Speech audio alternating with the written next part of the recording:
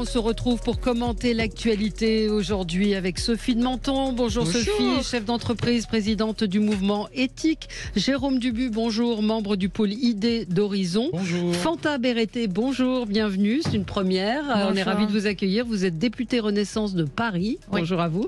Et nous attendons François Calfon qui est en retard. Voilà, on balance. Comme d'habitude. Comme d'habitude, voilà. Ah bon, il est en retard, c'est méchant de dire ça. Il, je constate. il est souvent en retard. Ah bon. Effectivement, François, nous t'attendons. Premier 49.3 de la saison parlementaire, un sondage qui a été effectué par l'IFOP. 9 étudiants juifs sur 10 affirment avoir été victimes d'antisémitisme. L'ONU s'oppose à l'interdiction du voile pour les athlètes. Et puis, cette proposition du Rassemblement national qui dit que s'ils sont au pouvoir, ils instaureront un salaire pour les femmes au foyer.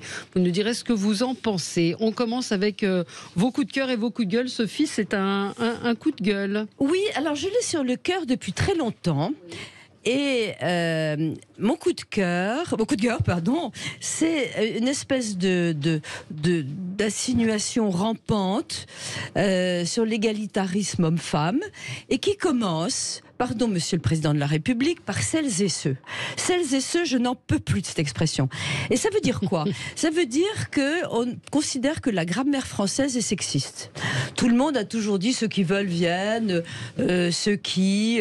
Et alors, c'est le début de l'écriture inclusive. Parce qu'on met tout au féminin maintenant. Vous n'avez plus le droit de mettre quelque chose de générique, entre guillemets. Or, c'est notre langue française. Alors, vous avez des féministes qui vous disent « Ouais, mais le masculin l'a toujours emporté, etc. » C'est n'importe quoi. C'est une façon de parler, c'est notre grammaire, c'est notre tradition. Jamais je ne me suis sentie offensée quand on me disait « Ceux qui veulent venir viennent ». Oui. Jamais j'ai pensé. Est-ce que c'est l'évolution de la société? Non, mais c'est pas l'évolution de la société. Enfin, oui, vous avez raison. C'est une évolution extrêmement dangereuse de la société, avec un wokisme rampant, avec un féminisme qui n'est pas quelque chose de favorable aux femmes. Les femmes sont les premières exaspérées, et plus grave que ça, désapprouvées par l'Académie française, désapprouvées et interdites finalement par la loi. Je ne sais pas sous quelle forme, mais c'est interdit par la loi, et tout le monde s'en fiche. Et d'ailleurs, je voudrais saluer Bruno Retailleau qui parle du Sénat et qui dit nous aurons une ligne qui doit être indépendante, et il évoque effectivement l'écriture inclusive. Oui. Parce que ça là, pénètre partout. Oui. Dans les mais boîtes, là, c'est une catastrophe. Là, c'est pas de l'écriture inclusive. Non, mais ça commence comme ça, celles et ceux. Oui. Bon, C'est le début. écoutez, moi, depuis que je sais écrire et parler, je dis celles et ceux, je dis pour toutes et tous, ainsi, systématiquement. Je peux vous dire Alors, que... moi, je dis c'est pas bonjour du à tout de toutes et à l'écriture tous. Mais oui, c'est pas pareil. Depuis 20 ans. Mais Il y a c'est comme- exactement non, mais la même non, chose. c'est pas pareil. Ah Le bah si, français c'est exactement la même française, chose. c'était De Gaulle, C'est français, française. pas du tout inclusif. Ah, Enfin, mais si, c'est le j'avoue. début, c'est la porte ouverte. Non, enfin, pour moi, c'est pas du tout inclusif. C'est parce que le sel. Non, mais alors, Voilà, je mais poursuis. Je peux me tromper. Hein. Le celles et ceux enchaîne sur d'autres formulations. C'est le début de ça. D'ailleurs, c'est le premier Macron à avoir dire ça. Oui. Mais non. Mais si. Mais ça se fait depuis des années, celles et ceux. Oh bah, Et, reprenez tous les discours des arts politiques. Fanta, Alors, on vient toutes les deux du monde de l'entreprise, Oui. chère Sophie, et moi j'ai toujours écrit de cette manière pour contacter mes DRH, etc. Moi je trouve que pour moi c'est pas une Vous question disiez quoi pour vos d'inclusivité. Chère directrice, cher directeur, voilà. Donc j'ai toujours fait ça. Pour moi c'est pas la question de l'inclusivité ou de l'écriture inclusive. Par contre, ce qui est important pour moi, c'est vraiment les. Je trouve pas que ce soit la dérive. Je pense que ce sont les actes que l'on fait concernant l'égalité homme-femme. Et donc, effectivement, depuis un certain nombre d'années, il y a des actes forts, ne serait-ce que les 40% de femmes dans les cabinets, par exemple. Ça, c'est un acte fort. Moi, ça m'est complètement égal. Je veux des gens compétents dans les cabinets. Oui, très bien, mais je pense que le combat des femmes aussi est important. Non, mais ça, c'est un autre sujet. D'accord, mais du coup, moi, je vous dis que ce qui m'intéresse là-dedans, ce sont les actes. Et ce que nous faisons... Ce sont les actes. Donc, le celles et ceux n'a rien à voir. Je pense qu'il est important, et moi, je me sens particulièrement inclus quand on s'adresse à moi de cette manière. Oui, mais du coup, je n'aime pas le mot inclusif non plus. Mais du coup, après, voilà, chacun. Mais pour rejoindre Sophie, c'est-à-dire que est-ce que ça fait pas un peu gadget quand vous voyez le rapport de la Cour des comptes très violent sur la politique de l'État en matière d'égalité homme-femme, c'est-à-dire manque de pilotage, de stratégie globale. Il y a eu une mobilisation, mais très peu d'effets finalement de ce qui a été fait en la matière. Beaucoup d'argent dépensé, beaucoup de comités interministériels qui n'ont abouti à pas grand-chose. Enfin, vous avez peut-être vu le rapport de la Cour des comptes. Tout à fait, mais je pense que ce qui est scandaleux, c'est que rien n'a été fait. Moi, j'ai 48 ans pendant plus d'une trentaine d'années. Donc, effectivement, donc là, on en a beaucoup parlé. Il a fallu mettre les choses en marche. Et donc, l'évaluation, c'est très bien et ça permet de corriger. L'évaluation, c'est très bien. Oui, là, donc ça permet, dans avec tous des les domaines, indicateurs. l'évaluation. Exactement, je suis complètement d'accord avec vous. Et ça permet donc de piloter au mieux et surtout de réajuster. C'est ce qu'il faut pour l'ensemble d'ailleurs de nos politiques publiques. Moi, je suis assez étonnée en tant que je viens de passer un an à l'Assemblée nationale qu'on ne pilote pas mieux avec les indicateurs pour réajuster ensuite. Ça, c'est fondamental. Donc, effectivement, il faut prendre l'ensemble de ces éléments et avancer en se disant est-ce qu'il y a des comités en trop? Est-ce qu'il y a des mesures à prendre, des choses à accélérer, des choses à laisser sur le côté? Et puis que les femmes, alors, j'aime les hommes. J'ai jamais eu de types qui m'ont barré dans ma carrière. Ils m'ont aidé, plus que les femmes souvent. Non mais c'est vrai, c'est mon cas. C'est mon cas. Parce que vous êtes une femme de tête. Oui, les femmes sont des femmes de tête. On n'est pas d'une sous-catégorie. Et je trouve qu'elles doivent se prendre en main. D'ailleurs, elles commencent à prendre de l'assurance. Et que, franchement, il faut que les mères élèvent leurs filles pour qu'elles prennent de l'assurance. Et il y a quand même énormément de responsabilités individuelles pour les femmes. Moi, je voudrais dire un mot très rapidement. Autant je partage le deuxième, on est en parité ou pas. Rétablissez la parité. Là, vous êtes en minorité. Non, mais il va arriver. Enfin, si. Bon, allez-y, ne perdons pas de sens de temps. C'était une plaisanterie. Moi, autant je partage la deuxième partie de ce qu'a dit Sophie sur le wokisme, etc. Bon, le mélange des genres, etc. Bon, mais la première partie, je suis désolé, celles et ceux, ça n'a strictement rien à voir avec l'écriture inclusive. Nous, au Conseil de Paris, quand j'y étais, on nous a imposé des délibérations en écriture inclusive. Voilà, donc ça n'avait strictement rien à voir avec ça. Bon, et c'était un scandale. Oui, mais je pense que c'est un gadget qui m'exaspère. Complètement dépassé, mais je suis d'accord, c'est un gadget stupéfiant, inutile et ridicule. Oui, très bien. Voilà. Alors on est d'accord sur le fond. On est d'accord sur le fond. Voilà, sur la forme, pas tout à fait. Quant à la grammaire française, j'y tiens. Fanta, moi je partage ce qu'elle a dit, sauf sur les 30 ans, parce que l'égalité, oui, sur les 30 ans, on n'aurait rien fait. Pas tout à fait d'accord. Par exemple, la parité en politique, c'est depuis une vingtaine d'années. Et les élus en politique, hommes-femmes, la parité dans les listes, tout ça, ça date quand même d'un certain nombre d'années. Et on a vu la différence quand même. C'est important. Regardez ce qui s'est passé encore au Sénat dimanche soir. Le nombre de femmes est en augmentation. Non, mais il y a des. Mais c'est parce que maintenant elles commencent à avoir confiance en elles et elles y vont. Moi, j'ai confiance dans les femmes. J'ai pas confiance dans les. Mais il y a eu aussi des mesures qui ont été prises pour inciter. Exactement. Quand on voit alors après, il y a eu des effets pervers sur les femmes qui étaient deuxièmes sur les listes et autres. On sait très bien qu'elle n'avait pas de chance. Les conseils d'administration où on a mis n'importe qui, environ des hommes et compétents. Elles vont être contentes de vous entendre. L'ami François Calfon vient d'arriver. Vous êtes en retard. Vous allez avoir une mauvaise note. Mais j'ai quand même réussi à avoir un coup de gueule quand même. Ah, c'est vrai? Comme ça. Attendez, on va vous dans un instant. Après, là, on va marquer une pause et on se retrouve dans un instant. Je vous signale juste le dictionnaire des mots haïssables qui est paru aux éditions du Cherche Midi. C'est assez jouissif. Il y a celles et ceux. Il y a celles et ceux. C'est vrai. Et c'est quelle chance. Et alors la définition, c'est ceux pour les analphabètes. Voilà, c'est du second degré, c'est ironique, mais c'est assez drôle. Parce qu'effectivement, ça éco-anxiété, maladie auto-immune généralement provoquée par une trop longue exposition au discours de Greta Thunberg, doublée par une irrépressible envie de sécher les cours le vendredi pour sauver la planète. Quelle merveille. Voilà, ça vient de paraître ou ça paraît ces jours-ci aux éditions du Cherche Midi. S'appelle Samuel Piquet, dictionnaire des mots haïssables. J'ai pensé à vous quand j'ai vu votre coup de gueule. À tout de suite. Sud Radio, le 10h midi, mettez-vous d'accord, Valérie Expert. Avec vous sur Sud Radio, avec Fanta Berreté, députée Renaissance de Paris, Sophie de Menton, chef d'entreprise, présidente du mouvement éthique, Jérôme membre du bureau du pôle Idée Horizon, et François Calfon, membre du bureau national du PS et ancien député. Voilà, avec vous pour commenter l'actualité. Premier 49.3 de la saison parlementaire, l'antisémitisme très présent encore une fois dans les universités et dans les écoles. C'est un sondage IFOP, l'ONU qui s'oppose à l'interdiction du voile pour les athlètes françaises au JO. Beaucoup de sujets. Puisqu'on parlait du genre, vous me permettrez, avant de continuer notre tour de table, cette information que m'a communiqué Joseph, qui travaille avec Jean-Jacques Bourdin. À Rennes, des subventions plus importantes pour les sportifs non binaires, une mesure qui fait débat. C'est-à-dire qu'il faut savoir que les associations sportives reçoivent des subventions plus importantes si elles ont plus de femmes que d'hommes. Et donc, c'est invraisemblable. Il va y avoir à Rennes, ça a été adopté en conseil municipal, il va y avoir donc des primes si vous prenez des enfants qui se disent non binaires. Oh, donc mais non, il faut arrêter ça. Un non binaire, c'est 2 fois plus qu'un garçon et 4 fois plus qu'une fille pour les subventions. Non, mais il faut arrêter ça. C'est ce que je dis. On est dans une dérive catastrophique. Ma réponse est non. Votre réponse est non, sauf qu'à Rennes, c'est comme ça que ça va voter.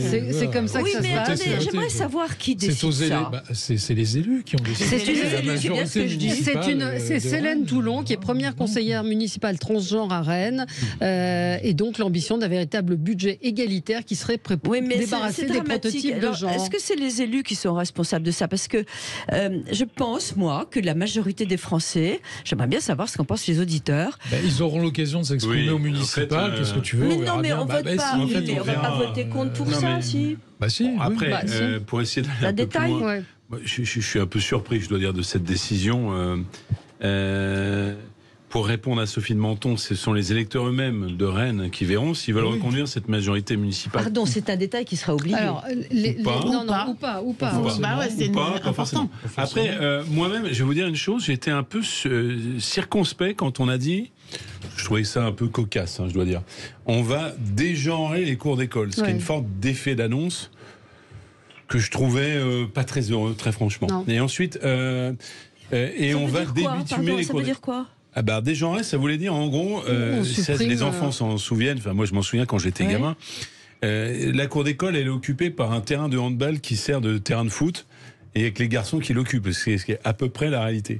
Donc, non pas dégenrer, je trouve ça personnellement un peu stupide, mais faire en sorte que tous les gamins puissent s'approprier la cour d'école, c'est pas mal. C'est-à-dire peut-être au lieu de mettre forcément le terrain de hand ou le terrain de basket qui devient terrain de foot pour les garçons, peut-être mettre un jeu ou je sais pas quoi. Mais les filles, elles adorent ça. C'est exactement ce que je suis en train de te dire, Jérôme. Par contre, faire en sorte qu'il y ait peut-être d'autres expériences scolaires que les expériences qui sont dominantes, ça ne me dérange pas. De la même façon que si on met plus le terrain de basket en bitume, on met des terrains souples et on enlève le bitume pour mettre des arbres et des plantes et peut-être des bancs, etc. C'est autre chose. Donc il y a aussi une manière de présenter les choses. Mais moi, je suis très attaché, je vais vous répondre très clairement, à ce qu'est l'universalisme républicain.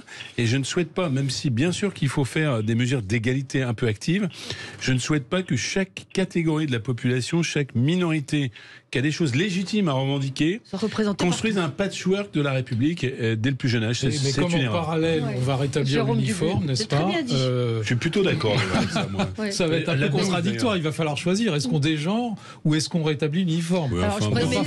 Est-ce qu'on incite les filles à jouer au ballon? Est-ce qu'on incite les filles? Je précise que non-binaire, ça signifie que c'est un jeune qui se définit comme ni garçon ni fille. Ça n'existe pas. C'est totalement contradictoire avec le rétablissement de l'uniforme, où alors là, on clive très clairement les genres. Fanta, qu'est-ce que vous en pensez? Pourquoi? Vous n'avez pas envie de réagir? Non, c'est pas ça. Non, mais je trouve que je n'ai pas lu cette information. Je trouve que ça va. On s'est demandé si c'était une blague. Voilà. C'est parfois on se demande si c'est pas logographie. Quand on regarde ce type de nouvelles, excusez-moi. Donc je pense qu'il y a quand même beaucoup de choses à gérer au sein d'une municipalité. Je ne sais pas si c'est vraiment prioritaire. Maintenant, moi j'ai un enfant et effectivement c'est une génération qui se pose beaucoup de questions. Nous devons sans nul doute plus les accompagner parce qu'ils ont accès aussi à plein d'informations sur sexualité, qui je suis, ce que je suis, etc. Mais je ne suis pas certaine que cette mesure là apporte réellement quelque chose. Donc on parlait tout à l'heure d'évaluation des politiques publiques, on verra et puis ensuite il y aura la sanction ou pas du vote au prochaines municipales. Et donc c'est une course au point. Ce sont des associations qui vont recevoir des subventions, encore une fois, et qui en recevront plus avec ceux qui se déclareront. Mais Sophie a raison, c'est totalement en contradiction avec ce que pense la majorité des Français. Sauf qu'il y a un certain nombre de lobbies qui sont à l'œuvre. Ils ont pris effectivement cet exemple de Rennes, je pense, mais ça va se multiplier. Donc la municipalité de Rennes, qui est une municipalité de gauche, si mes souvenirs sont bons, depuis des années. Nathalie Appéré, qui est socialiste, a cédé vraisemblablement au chantage d'un certain nombre de lobbies. C'est comme ça que ça se passe. Moi, je l'ai vu au sein du Conseil de Paris. Révoltée contre ça. Ça pose un certain nombre de questions aussi sur recueillir la parole des enfants. C'est-à-dire qu'on va demander à un enfant, t'es garçon, t'es fille, ou t'es pas. Il y a deux choses. Il y a est-ce que le phénomène trans doit être entendu un peu mieux que ce que nous l'entendions il y a 20 ans, où finalement le fait d'être trans était simplement perçu comme un phénomène de cabaret ou de foire, ce qui pour les gens qui avaient ce problème d'identité était quelque chose de profondément cruel. Et puis comme d'habitude, alors lobby, le mot est très normatif, et il y a des groupes qui veulent lutter contre des discriminations, et à un moment donné il faut quand même toujours une balance dans les politiques publiques, lutter contre les discriminations, faire en sorte que les enfants qui se posent la question sur leur genre ne soient pas les victimes d'harcèlement scolaire, et qu'on les comprenne, c'est une chose. Après, mais attention, les subventions à point, moi je suis beaucoup plus circonspect. C'est une distribution d'argent public. Alors, on continue au détriment d'autres. On continue notre tour de table. Fanta Berete, vous vouliez revenir sur les mesures qui ont été prises en matière de harcèlement, pour lutter contre le harcèlement scolaire.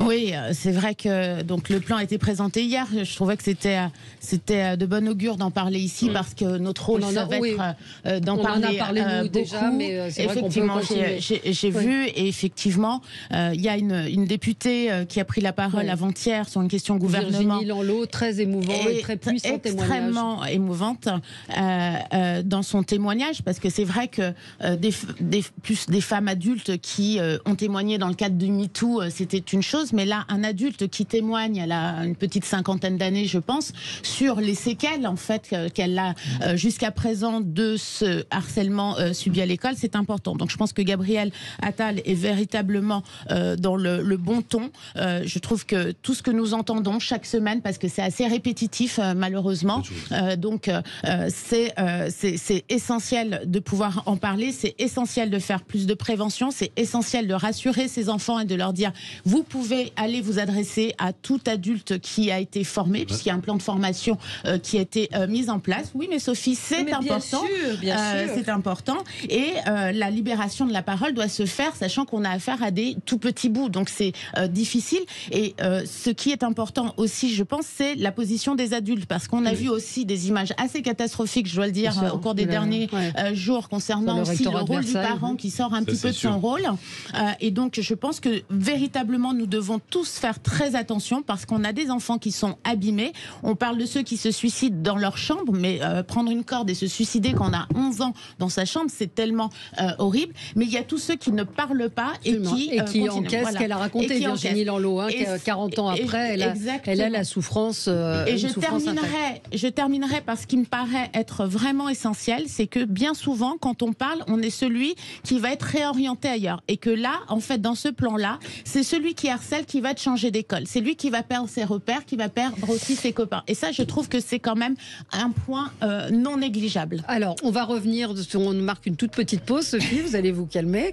Et donc, pendant je suis très calme, vous m'avez pas entendu. Moi, juste envie de dire que enfin, on a un ministre de l'Éducation. Enfin, on a un ministre de l'Éducation. Monsieur Blanquer était un ministre de l'Éducation absolument remarquable. Oui, d'ailleurs, il est resté pendant toute une mandature. Oui, on a un ministre qui communique. Non, je suis pas d'accord avec vous. Communique bien. Je suis pas d'accord avec vous. Il faut communiquer. On y revient. Non, mais communiquer, c'est une chose. Prendre des décisions, on est d'accord, mais il faut le dire. On a pris pendant 5 ans, on n'a fait que prendre des décisions. Il a peut-être pas assez dit. Pas de la même manière, je pense, sur des sujets comme cela. On y revient dans un instant. Il y a eu une parenthèse malheureuse. Petite grignoter. Sud Radio, le 10h midi, mettez-vous d'accord, Valérie Expert. Et on est ensemble pour commenter l'actualité. Alors, réaction sur le harcèlement scolaire et les mesures qui ont été annoncées. Et pardon, Jérôme Dubus, je vous ai mis au défi de me trouver des choses concrètes. Parcoursup, c'est un fiasco. Mais la réforme du bac, c'est un fiasco. Il a fait quelque chose. Rendons à Blanquer ce qui lui appartient. C'était pas lui, c'était le premier jus du macronisme quand il s'est souvenu et en même temps il y avait la gauche. Il a fait le dédoublement des classes en Z. Absolument. Oui, absolument. Mais c'est la seule vraie mesure structurelle qui a été faite. La réforme du bac, etc. Revenons, en tout cas, on peut saluer les mesures qui ont été prises, annoncées et prises, puisqu'il va y avoir normalement, ça va être suivi des faits. Donc, je voudrais juste un petit mot à dire sur le harcèlement. Évidemment que c'est horrible. Évidemment qu'il faut lutter contre ça. Évidemment. On attend le mai, Sophie. Allez au mai directement. Non, je pense qu'on a une façon de traiter les choses presque administrativement, et je pense que la place des parents, je continue jusqu'au bout, je pense que la place des parents est fondamentale. Si j'avais un enfant qui arrivait et qui était harcelé, qui me le disait, parce qu'il faut qu'ils le disent à leurs parents aussi. Exactement. Je crois que j'aurais remué ciel et terre, et que mais c'est ce que font les parents. Mais regardez le petit garçon qui s'est suicidé. Non, mais attendez. Regardez ce que les parents. Est-ce que je n'aurais jamais eu l'idée d'écrire au rectorat pour dire que mon fils était harcelé? Ils avaient fait d'autres choses, Sophie. Je pense que les parents ne sont pas assez attentifs. Et attendez, je ne parle pas de... mais attends, vous n'attendez pas la fin de la phrase. Je pense que les parents des harceleurs ne sont pas assez attentifs aussi. Parce qu'on sait qui sont les harceleurs dans une école. On le sait immédiatement. Mais si, enfin moi, les enfants me l'ont dit. Et je pense que les parents des harceleurs, on n'en parle pas. Et ben, je vous garantis que quand vous avez un môme... C'est justement, ça fait partie des mesures. Ça fait partie des mesures. C'est quoi la mesure? La mesure, c'est d'écarter l'enfant. Oui, l'enfant, mais les parents des harceleurs. Oui, mais du coup, il y a une responsabilité. Vous voulez les mettre en prison? Je pense qu'il faut les convoquer. Il faudrait les former à ça. On n'allait pas rentrer dans le détail. Bien sûr qu'ils vont être convoqués, Sophie. J'espère. Bien sûr. Et en plus, dans ce plan-là, Gabriel Attal a reprécisé quelque chose. C'est qu'on remet de l'humain, en fait. Parce que tout ce que... Oui, mais... En tout cas, c'est l'intention. Parce que c'est ce qui a été relevé. C'est-à-dire que des analyses inhumaines, quelque part, c'est ce qu'on a relevé au cours des dernières semaines. Remettre de l'humain de partout pour accompagner ces enfants et les parents. Du coup, le mot harceleur, c'est de l'humain. Je voulais juste y mettre en grain de sel. Je suis en accord avec Sophie sur un point, c'est que si on se remet, on met sur replay il y a 30 ans, 40 ans, moi j'étais à l'école, je suis toujours plus grand que la moyenne et j'étais en surpoids. Voilà, donc je vais pas faire la députée à l'Assemblée nationale, mais combien de fois dans la classe j'ai entendu gros porc, bouboule, donc c'était une forme de harcèlement. Et tous les gosses qui avaient une différence, quelle qu'elle soit, subissaient le harcèlement. Les lunettes, tout. Binocle, lorgnon, tout ce qu'on veut. Bon, c'était tellement intégré le harcèlement qui n'était pas perçu comme du harcèlement. C'était perçu comme de l'aguerrissement. François, les réseaux sociaux, c'est ce qui a changé. Pas fini. Je dis simplement que l'éducation nationale, évidemment qu'elle est bureaucratique, a bon dos, parce qu'en réalité, il y avait une sorte de consensus sur le harcèlement, comme il y a un consensus encore aujourd'hui sur le bizutage. Qui est une forme de harcèlement institutionnalisé des plus anciens sur les plus jeunes. Et tout ça nous vient de l'armée où, d'une certaine manière, tu sortais du... Le bizutage, c'était ça aussi. Absolument. Tu sortais du cocon familial, on allait t'endurcir. C'est quand même ça la société telle qu'elle était. Donc après, moi, je ne reviens pas sur les mesures qui ont été prises. Je suis d'accord, mais je pense, et c'est là où je rejoins Sophie, on ne peut pas faire porter toutes les responsabilités du monde à l'école. L'école, moi je suis fils d'enseignant, d'une famille d'enseignants, ils sont là et ils ne le font pas très bien parce que les recrutements sont ce qu'ils sont. Ils sont là pour écrire, lire, compter. Ils ne sont pas là pour prendre le rôle de tout ce que toute la société... Mais il y a un minimum aujourd'hui. J'entends. La question c'est d'être d'une... Mais ce que je veux dire, c'est que c'est trop, quelque part, c'est trop facile de faire comme ça. Et enfin, réseaux sociaux, comme je ne veux pas monopoliser la parole, il manque quand même ce volet-là dans ce plan. Moi je suis désolé. Couvre-feu numérique. Oui, mais enfin, couvre-feu numérique, c'est pas couvre-feu numérique. On a un type qui est reçu en grande pompe par le président pro-business, M. Macron, qui s'appelle Elon Musk, et qui a décidé de faire revenir M. Trump et tous les complotistes sur le réseau. Si, ça a à voir. Il n'y a pas de filtre. Vous mélangez tout. Là. Vous n'êtes pas d'accord, vous me répondrez au lieu de gueuler, râler. Non, je râle pas. Je suis désolé, mais ces réseaux sociaux qui sont le renard libre dans le poulailler libre, avec des gosses, c'est un effet démultiplicateur énorme. Et c'est pas par des mesurettes, mais par des mesures lourdes, parce qu'il y a mort d'homme, parce qu'il y a mort d'enfants sur les réseaux sociaux qu'on prend la mesure en convoquant, pardon de le dire, et non pas des petites mesurettes. Finalement, ces réseaux sociaux qu'on connaît tous. Vous êtes je trouve que ce ne sont pas des mesurettes qui ont été annoncées. Je pense qu'on n'est pas à la hauteur sur les réseaux sociaux. Moi, si je peux dire un mot. Est-ce que je peux dire un mot? Ça, c'est une des questions. Alors, Jérôme Dubu. Sur cet d'abord, moi, je trouve que le plan est assez complet, contrairement à ce qui a été dit, parce que, au contraire, il regarde toutes les strates du déroulement de ce harcèlement, ce qui n'a jamais été fait. Bon, premier point. J'ai dit que c'était bien. Oui, deuxième point. Est-ce que je peux parler? Est-ce que vous pouvez le laisser terminer? Non, c'est très, très difficile de parler avec lui. Je pense juste que le volet réseaux sociaux... À chaque fois, c'est la même chose. Ne vous engueulez pas. Moi, je le laisse parler, lui ne me laisse pas parler. Mettez-vous Pas de harcèlement, là. Mettez-vous d'accord. C'est toi qui me harcèle. Allez, je vous prends chacun par le collet. Fais la police, Valérie, s'il te plaît. Alors. Bon, donc ça, premier point, il regarde toutes les strates du harcèlement du début jusqu'à la fin. Deuxième point où je suis un peu sceptique, et là je rejoins François, c'est sur le rôle des enseignants. Oui. Le rôle des enseignants, ce n'est plus aujourd'hui, et d'ailleurs ils sont dans l'incapacité de le faire, de traiter ce genre de choses. C'est la direction, c'est les directeurs d'école. Aussi. Les directeurs d'école, les enseignants sont seuls. Vous discutez avec eux de temps en temps? Non. Bien sûr. Bon.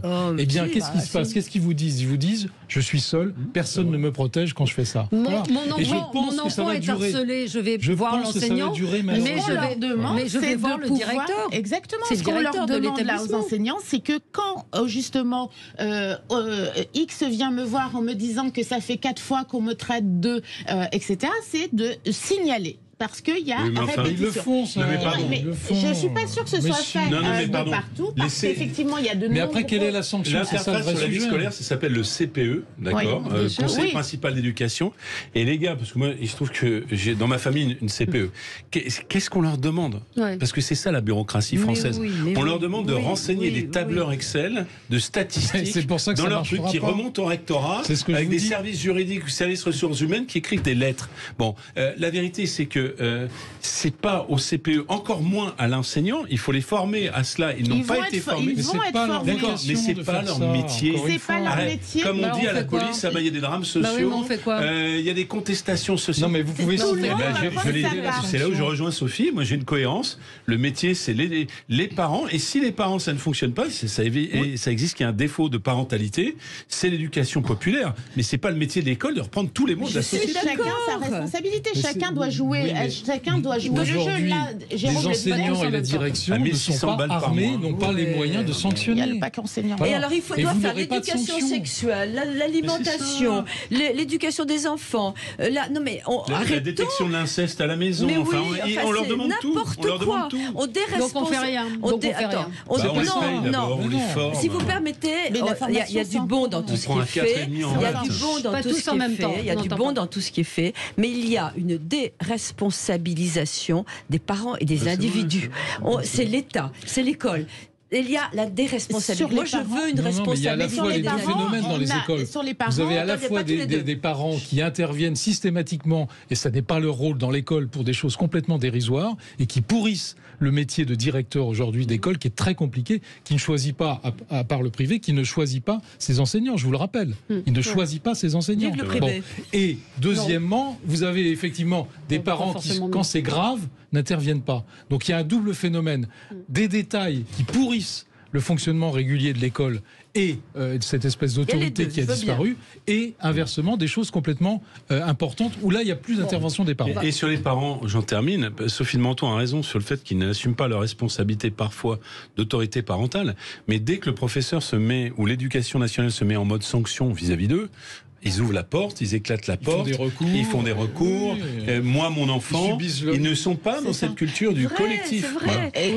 Les profs ont toujours tort avec les parents. Juste, il y a une question sur la parentalité. Effectivement, être parent, il y a 30 ans, être parent aujourd'hui, il y a quand même, je suis d'accord Sophie, un certain nombre de choses qui ont changé. Il y a un plan parentalité qui a été lancé. Oui, mais je suis obligée Oui, mais d'accord, mais comment voulez-vous sortez le service d'information du gouvernement. Vous êtes sympathique, mais vous n'êtes pas le robinet donner la parole du gouvernement. Je n'ai pas le robinet à parole, je vous dis simplement qu'il y a le plan parentalité, on n'en a rien à faire. Vous avez parlé tout à l'heure du dédoublement des Attention, parlez bien dans le micro. Vous avez parlé du dédoublement des classes. Et il y a néanmoins l'accompagnement des 1000 jours pour un certain nombre de parents qui ont des difficultés, effectivement, à se mettre dans ce rôle-là. Donc, après, chacun, je pense que ce qu'on peut dire sur ce plan-là, en tout cas, c'est que chacun doit prendre sa part de responsabilité. Et je pense que c'est le message que nous devons répéter. Mais le truc, c'est que le harcèlement, c'est dans tous les milieux. Dans tous les milieux. Bien sûr. Donc, le défaut de parentalité, il est aussi chez des ultra-riches. Vous savez, il y a qu'à prendre un train en Ouigo ou en première, vous avez toujours des gamins qui courent, qui ennuient tout le monde pour pas dire autre chose. Et que les parents soient riches ou pauvres, puissants ou misérables, et ils vous imposent leur enfant qui est la 7e merveille du monde. J'ai jamais laissé un enfant pleurer dans le train. Un auditeur me dit avant, il y avait un mot dans le carnet, vous étiez puni par l'école, mais aussi par les parents. Oui, mais attends, il faut arrêter de faire de la nostalgie parce que c'est pas de la nostalgie, c'est de la désespérance du présent. La pédophilie dans les pensionnats catholiques. Horrible. Okay. Et les Anglais. Quelle a été la sanction? Zéro. Zéro. Allez, on marque une pause et on se retrouve il y a 40 ans dans un instant. Sud Radio, le 10h midi, mettez-vous d'accord, Valérie Expert. Avec vous sur Sud Radio, on continue de débattre. Je suis bien contente que vous ayez des coups de gueule qui fassent, des coups de cœur qui fassent réagir. Jérôme Dubu, vous ça sera peut-être plus calme. Malheureusement, c'est beaucoup plus triste, mais ça sera plus calme parce qu'on en parle très peu. Mais heureusement, le Premier ministre d'Arménie a fait une déclaration ce matin. Je ne sais pas ce que ça donnera en disant que et en confirmant ce que je voulais dire, que au Haut-Karabakh, c'était un génocide qui était en train de se passer. Vraisemblablement génocide aussi. Et donc, je voulais attirer l'attention en poussant un coup de gueule là-dessus parce que on savait depuis des années que, évidemment, l'Azerbaïdjan guignait ce territoire, qui d'ailleurs lui appartient, mais qui était peuplé d'Arméniens à quasiment 100%, et donc guignait ce territoire depuis des années. Bon. La Russie, nul n'est parfait, faisait tampon jusqu'à maintenant. Oui, c'est vrai.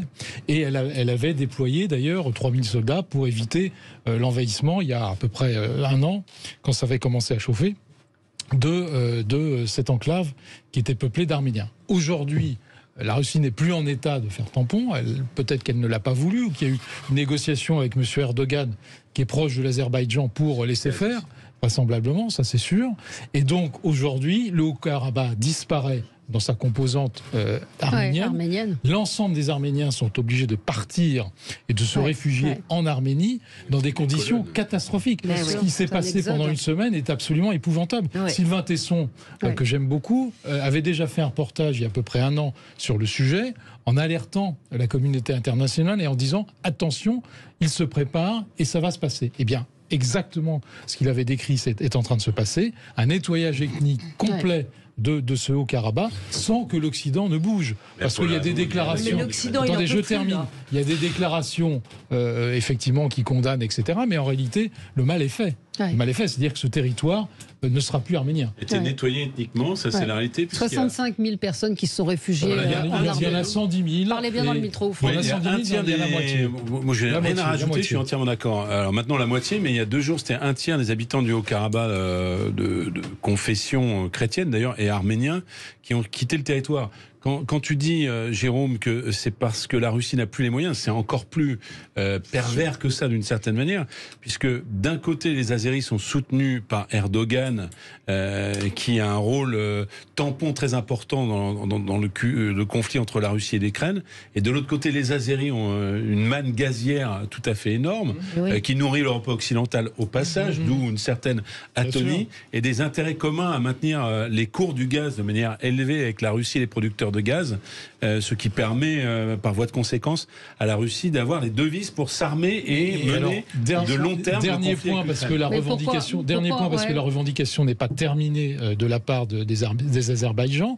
Ils veulent une ouverture vers la Turquie, puisque ce sont des alliés très proches, et qui passera par le territoire de l'Arménie. Donc maintenant, indépendamment du Haut-Karabakh, c'est l'Arménie qui est mise en cause, et vraisemblablement, le dépeçage de l'Arménie est en train de se préparer. Alors, juste un mot sur l'Azerbaïdjan. Un tout petit mot quand même. Ils fournissent énormément de gaz à l'Occident. Oui, ils ont des ressources pétrolières et en gaz très fortes. C'est une puissance relais de l'embargo finalement sur la Russie et sur les énergies fossiles de la Russie qui est très importante. Donc moi je pense que... Alors, est-ce que je peux dire un tout petit mot, monsieur ? Un tout petit mot. Je voudrais dire que je partage tout à fait tout ce que vous dites, et y compris les richesses économiques qui sont la cause, d'ailleurs, la plupart du temps, de ces conflits. Mais ce que je veux dire, c'est que l'état du monde en ce moment, moi quand j'entends ça, je suis d'accord avec vous, on a envie de dire, et l'Occident ne fait rien, il faut intervenir. On serait obligé d'intervenir partout dans le monde. C'est un véritable drame, en particulier... On tue les gens. Pardon ? On tue les gens. Mais on tue les gens, mais on les tue partout et en Afrique. On tue les gens parce qu'ils sont arméniens. Mais on les tue parce qu'ils sont ukrainiens. On est en 2023, si tu veux, on ne peut pas accepter ça. Je finis ma phrase. Je dis qu'il y a des drames épouvantables partout et que je crois que c'est très compliqué parce que le devoir d'ingérence est une vraie question et en plus on n'en a plus les moyens. On n'a plus aucun moyen. Là, on parle d'épuration ethnique, Sophie. Gérer nous-mêmes. Mais là, il l'a pas dit jusqu'au bout, Jérôme. Comment tu fais ? C'est politiquement incorrect de le dire, mais c'est vrai que c'est la Russie qui, en vrai, faisait tampon. Mais en vrai, l'agressé, c'était bien le Haut-Karabakh et l'Arménie, et l'agresseur, bien l'Azerbaïdjan. Donc, en vrai, les Russes protégeaient les Arméniens. Et le conflit... Ils avaient des liens forts avec l'Arménie. Y compris des liens religieux, il faut bien le dire. Et donc, l'affaissement de la Russie, son isolement diplomatique fait qu'ils ont trouvé d'autres relais, y compris l'Azerbaïdjan, et que la victime collatérale, comme dans d'autres conflits, c'est les Kurdes. D'ailleurs, c'est toujours avec la Turquie le conflit. Ils ont besoin de la neutralité de la Turquie, si vous voulez. Ils ont vraiment, vraisemblablement lâché le Haut-Karabakh. Voilà. Comment on fait ? Ça s'appelle la réelle politique. Oui, c'est la réelle politique, c'est ça. Et c'est bien d'en parler parce qu'effectivement... Il faut se mobiliser. Il y a beaucoup d'Arméniens et communauté arménienne à Paris. Il y a une très belle communauté arménienne. On peut aller, nous, en tant que personnalité, simple citoyen, dans les manifestations, alerter dans les médias. J'ai peur que la manif ne soit pas une solution très constructive. Non, pas vraiment. Oui, mais il faut en parler. Il faut en parler. François, vous aviez un coup de gueule ou un coup de cœur ? Moi, mon coup de gueule, c'est un coup de gueule récurrent, mais comme c'est les sans-voix, je leur donne la parole, c'est les naufragés de la transition écologique. C'est-à-dire qu'on a eu un plan transition écologique avec des chèques à 100 € qui n'ont rien à voir avec l'augmentation des prix de l'énergie, que ce soit le prix de l'énergie tout court, de l'électricité, ou que ce soit le pétrole. Tout augmente pour ceux dont le reste à vivre est faible. Et je donne 2 exemples concrets parce que autrement ça a l'air un peu gazeux, mon truc, un peu fumeux. Aujourd'hui, on a expliqué aux gens qu'il fallait qu'ils habitent dans des pavillons, dans le périurbain.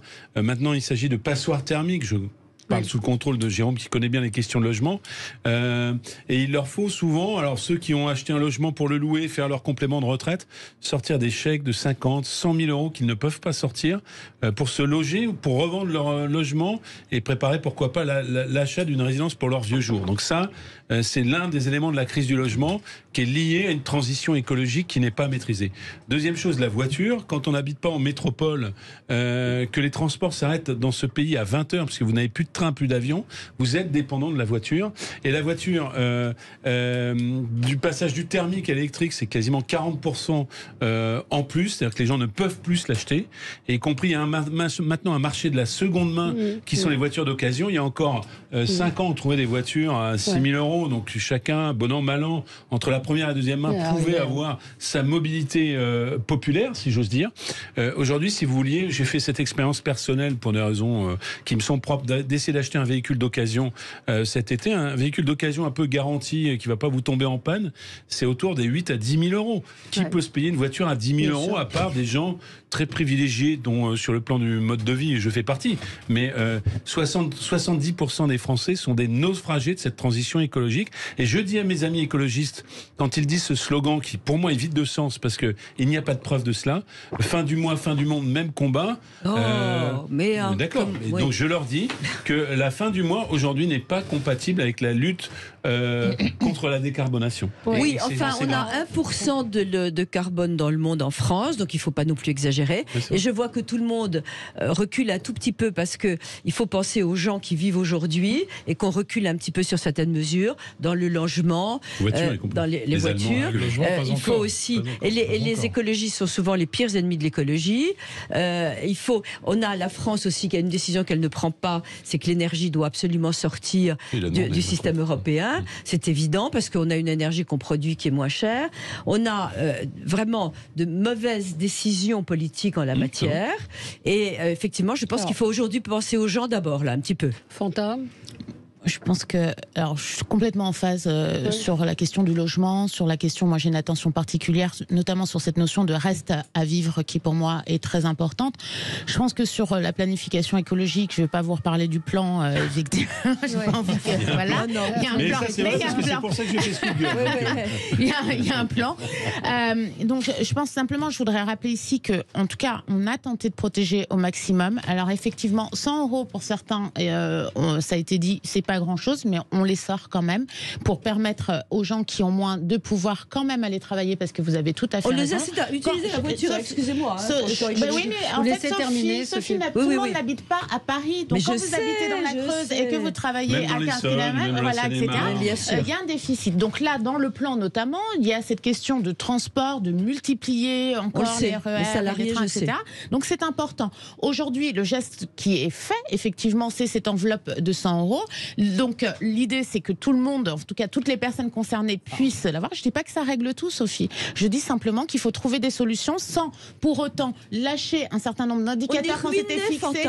On est ruiné. On a une dette qui est importante. La fiscalité sur l'essence, c'est pas du tout de la ruine, c'est 80% de taxes. On a une dette qui est importante. Effectivement, il y a des échanges à l'heure actuelle qui sont faits. Chacun sort sur le logement. Bruno Le Maire est sorti hier soir ou ce matin en disant qu'il fallait réfléchir. Donc là, les textes vont certainement arriver. Tout le monde n'est pas d'accord, même sur les bancs de la majorité concernant cette prise de parole. Donc moi, je suis contente que vous mettiez le sujet, parce qu'encore une fois, il faut en parler, il faut prendre des décisions rapidement. Mais je pense que nous ne pouvons pas aller à la reculade concernant la transition écologique. Les générations futures ne nous le pardonneraient pas. Donc il faut trouver quand même... Mais là, pour moi, la balance, c'est pas... Un mot sur ce qui a été dit. François est réel, c'est très concret. Sur cette affaire, alors effectivement, il y a des naufragés, il appelle ça les naufragés de la transition écologique, et moi je vois que les naufragés de la transition écologique sont en train de se transformer en naufragés politiques. Oui, ça c'est vrai. C'est une bonne nouvelle. Et donc, les naufragés politiques, on sait très bien pour qui ils vont voter. Et d'ailleurs, quand vous regardez les déclarations du Rassemblement national depuis la rentrée, vous voyez qu'il y a une tentative de récupération systématique de ce genre d'électorat, qui d'ailleurs, à juste titre, conteste et ne peut pas effectivement entrer dans ce qui a été prévu. Donc il va falloir repousser, notamment sur ce qui concerne le logement et l'interdiction de louer. Ça ne pourra pas tenir. C'est impossible. Bon, alors je prends cet exemple-là parce que je le connais bien, mais ça ne pourra pas tenir. Et je vois très clairement que cette réaction qui est légitime, parce que c'est une réaction du quotidien, cette réaction va se transformer en colère politique. Oui. Et la colère politique, on sait à qui elle va profiter. Et donc, moi, je mets en garde une élue de la majorité, une parlementaire de la majorité, en lui disant, attention, à Paris, on ne sent pas constamment cette pression, mais dès que vous franchissez le périphérique, dès que vous allez en province, vous sentez cette colère, et moi je sens que cette colère, je l'ai vue en Seine-et-Marne, parce que je connais bien la Seine-et-Marne, on a quand même eu un sénateur du Rassemblement national qui a été élu, quasiment personne n'en a parlé, tu connais bien la Seine-et-Marne, dimanche soir, par des élus, par des maires qui sont le reflet de ce que pense leur population. Mais oui. Donc attention. Juste un point très précis, parce que vous avez parlé de plan. Après tout, on ne va pas vous en blâmer, vous êtes parlementaire. Sur l'essence, l'essence c'est 85% de taxes, d'accord sur 2 €. Il y a, parce qu'il faut que les gens comprennent, il y a 1,60 € de taxes. 1 euro. Oui, d'accord. Donc, il y a un mécanisme simple, puisque vous êtes parlementaire, en réunion de groupe, vous pouvez aller en parler. Ça s'appelle la TIPP flottante. Je ne sais plus comment elle s'appelle, TPCE. Elle a changé de nom, flottante. C'est-à-dire, il n'y a aucune raison que le gouvernement se goinfre de taxes. Il n'y a pas que le gouvernement qui se goinfre. Les départements touchent 30% d'accord, enfin, vous n'avez pas envoyé la balle. Non, mais disons les choses clairement. Vous leur avez coupé la taxe d'habitation. Elle est compensée à 100%. Non, mais ça, elle est compensée. Mais bien sûr qu'elle est compensée. Non, je ne peux pas vous laisser dire ça. Juste, je vous donne un conseil amical. Au lieu de faire un texte, un chèque qu'on reçoit à la Saint-Glinglin de 100 balles, pardon, le 100 balles, c'est le prix d'un plein. On rétablit la TIPP flottante. Moi, je suis pour la transition écologique. TIPP flottante parce qu'elle est vraiment flottante. Quand les cours baissent, on remonte la taxe. J'ai aucun problème avec ça parce que je suis pour la transition écologique. Mais ce serait ça un vrai geste plutôt que de demander à Total, et d'ailleurs ils jouent le jeu, on peut pas dire le contraire, de bloquer un 99 qui est déjà très très élevé. Très élevé. Allez, petite pause sur Sud Radio 11h44, à tout de suite. Sud Radio, le 10h midi, mettez-vous d'accord. Valérie Expert. Et on continue de débattre même pendant la pub, figurez-vous, et on n'a absolument pas respecté les sujets.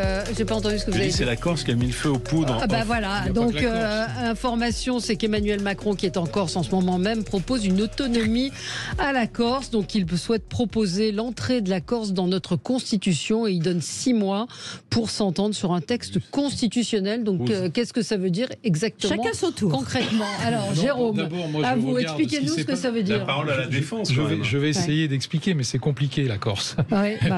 Accordez-moi ce privilège. Vous avez une maison en Corse? Non, il n'a pas envie de se faire plastiquer son appartement. Mais ce que je veux dire, moi, c'est que d'abord, il y a eu des élections. Oui. Ces élections ont donné le pouvoir régional à plusieurs reprises à des autonomistes et à des indépendantistes. Bon, ce sont les deux qui aujourd'hui sont à la tête de la Corse. Donc, si vous voulez, c'est quand même un fait. Quand les électeurs se prononcent, il faut en tenir compte. On leur a dit, les élections, ça ne sert à rien. Premier point. Deuxième point, ça veut dire qu'il fallait évoluer. Moi, je suis de la tradition ultra-centralisatrice et je ne veux voir qu'une seule tête. Donc ça ne me plaît pas beaucoup. Mais je tiens compte des élections et je tiens compte du suffrage universel pour faire en sorte que ça puisse évoluer. Il y a un certain nombre de choses qui vont dans le bon sens. Sur l'autonomie, ça ne veut pas dire l'indépendance. Sur l'autonomie, ça veut dire que vous êtes au plus près du terrain, ça veut dire que vous êtes dans la proximité, et ça veut dire que vous pouvez traiter, et ça on nous le reproche matin, midi et soir, des choses qui peuvent être traitées sur le terrain et non pas à Paris. Oui. C'est quand même un progrès. Qu'est-ce que vous voulez que je vous dise ? Donc voilà. Après, on peut être contre ça. On peut dire c'est du faux parisianisme. Non. Moi, je suis François. Il y a bataille. C'est vrai que c'est un marronnier, la Corse, parce qu'on en a toujours parlé. Mais là, visiblement, il se passe quelque chose. Il ne se passe pas grand-chose. En fait, c'est business as usual. Il y a une notion, j'entends ça. Si ça se confirme, je serais farouchement contre. La notion de peuple corse dans la Constitution, ça voudrait dire qu'il y aurait un territoire qui serait spécifique par rapport à d'autres et qui n'est pas aux antipodes du monde. Faut pas exagérer. Non, mais j'ai entendu dans ce qui a été dit. Ça, c'est une chose. La deuxième chose, c'est ce que disent les indépendantistes, les autonomistes et même les membres de certaines régions européennes disent dans toutes les régions européennes, notamment insulaires, il y a un régime d'autonomie relative qui existe déjà en fait en Corse et ça, on peut l'entendre. Pas tout à fait. Plus ou moins. C'est pas clair. Après, revenons au fond. La Corse est la région européenne dans laquelle il y a le plus d'homicides. Et il y a une économie criminelle en Corse qui n'est pas... attention, féminicide. Refaisons pas les débats dans le débat. Non. Et donc, il y a quand même un problème. Moi, j'ai discuté avec beaucoup de Corses à mesure que j'y suis allé. Et la vision de l'autonomie des Corses, c'est nous avons l'entièreté du pouvoir législatif et vous nous donnez l'argent. Et ça, c'est pas possible. Voilà, je le dis avec beaucoup de force. Il faudrait que le pouvoir politique, parce qu'il trouve la Corse vraiment belle, c'est vrai, parce que éventuellement, c'est le cas d'un des présidents du groupe de la majorité qui est élu de Corse, c'est un appoint électoral très bien, mais il ne faut pas tout transiger par rapport à ces sujets-là. Et je vais vous dire, je termine par un symbole, mais qui est important. La dernière visite, on va voir ce qui va se passer. La dernière visite du président de la République, Emmanuel Macron en Corse, les autonomistes et les indépendantistes, à ce qui est encore une région, l'Assemblée territoriale, c'est une région, au même titre que les autres, ils ne voulaient pas recevoir le président de la République avec le drapeau français. Eh bien, nous ne sommes pas là pour faire les chèques à ceux qui foulent au pied le drapeau français. Non, mais je ne suis pas d'accord. Est-ce que je peux dire un mot ? Merci. Oui. Alors, je pense que c'est un sujet vraiment compliqué. Je suis sage. Mais ils ont un plan. Fanta va nous présenter le plan. Après, Sandra va nous présenter la planification. La planification insulaire. Alors, je voulais dire que j'étais modeste sur ce coup parce que c'est très compliqué. Ouais. Peut-on garder une région qui, depuis des années, veut une autonomie, ne nous aime pas, foule le drapeau au pied ? Faut-il les garder ? Sans l'échec. Alors, sans l'échec. Alors, je suis d'accord avec ça. Je voudrais finir ce que j'ai à dire. Je voudrais dire que j'aimerais savoir ce que comprend, ce que va leur proposer Emmanuel Macron, ce qu'on peut effectivement mettre en place immédiatement. Et moi, je pense que la solution de bon sens est la plus simple. Quand il y a une région qui veut absolument être autonome et qui réagit très mal, en faisant sauter d'ailleurs des maisons, etc., avec une criminalité qui n'est pas évidente, eh ben, il faut leur donner, mais évidemment, sans aucun soutien financier. Ça veut dire quoi? Ça veut dire quoi? Une forme d'indépendance. Est-ce que la personne sage... Non, je vais rester très modeste sur le sujet parce qu'effectivement... Non, mais le président est sur place. Moi, je ne vais pas pouvoir, en tant que... Voilà, je suis parlementaire, donc je ne vais pas pouvoir avancer de trop sur le sujet. Je pense qu'il faut attendre des précisions. Comme vous tous, j'ai passé des étés, en tout cas comme beaucoup, en Corse. Et effectivement, dès que vous arrivez, vous sentez cette question, donc aux terrasses des cafés, etc., qui est très prégnante quand même. Très prégnante. Si, Sophie, très prégnante. Pas pour les touristes. On nous en parle, vous êtes interpellés, etc. Donc je pense que, en fait, moi, ce que je retiens aussi, c'est qu'en fait, au moment où Darmanin est rentré au ministère, il a dit qu'il lançait des échanges, en fait, des discussions, donc avec les politiques sur place. Donc je pense que là, on arrive aussi à la conclusion parce que ça fait un petit moment déjà. Ça. Et donc l'idée, c'est de voir ce sur quoi on peut faire consensus. Personnellement, je suis plutôt de l'avis qui a été donné un petit peu autour de la table. Après, il faut voir un petit peu comment on définit cette autonomie. J'ai dit autour de la table, mais j'ai fait un geste comme ça. Elle m'a regardé. Je sais, Jérôme, tu es un peu jaloux, mais elle m'a regardé moi. En radio, on ne peut pas le savoir. Mais moi, je ne comprends pas. Je voudrais que vous m'expliquiez la phrase du président de la République. Emmanuel Macron, explication de texte. Il voit un geste de reconnaissance indispensable. Bah oui, qu'est-ce que c'est ça? Et la base d'une construction d'un cadre respectueux de la singularité insulaire et méditerranéenne. Écoutez, je suis favorable à ce que les spécificités de la communauté insulaire corse soient reconnues dans la Constitution. Mais c'est quoi les spécificités corses dans la Constitution au sein d'un article propre, celle d'une communauté insulaire, historique, linguistique et culturelle. Ça fait 40 ans qu'ils demandent la reconnaissance dans la Constitution. Ça, c'est les Corses. Donc ça ne veut rien dire. Mais ils demandent la reconnaissance comme spécificité dans la République du peuple corse au sein de notre Constitution.